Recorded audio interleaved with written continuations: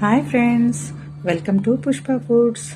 మేము మా అమ్మ వాళ్ళ ఊరు వచ్చాము. అదే చీరాల. చీరాలంటే అందరూ చీరలు బట్టలు ఫేమస్ అనుకుంటారు. చీరాల్లో బట్టలే కాదండి, ఫుడ్ కూడా ఫేమసే. ఇక్కడ ఈవినింగ్ అయితే చాలు, నెంబర్ ఆఫ్ వెరైటీ ఫుడ్స్ ఉంటాయి. మేము ఇక్కడ ఉన్నన్ని రోజులు ఒక్కొక్క ఫుడ్ ఎక్స్ప్లోర్ చేసి మీకు చూపిద్దాం అనుకుంటున్నాము. దాంట్లోనే భాగంగా ఈరోజు మేము పూరి పాప్ అనే స్టాల్కి వచ్చాము.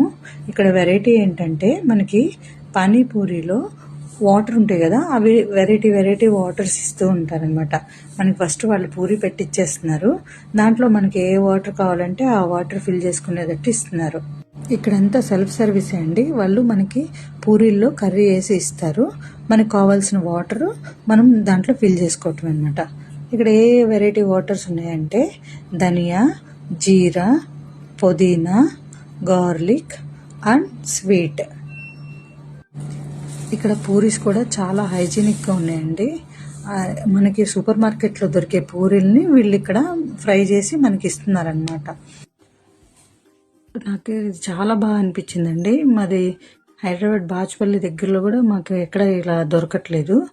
దీంట్లో నాకు జీరా, గార్లిక్, స్వీట్ ఫ్లేవర్స్ చాలా బాగున్నాయి.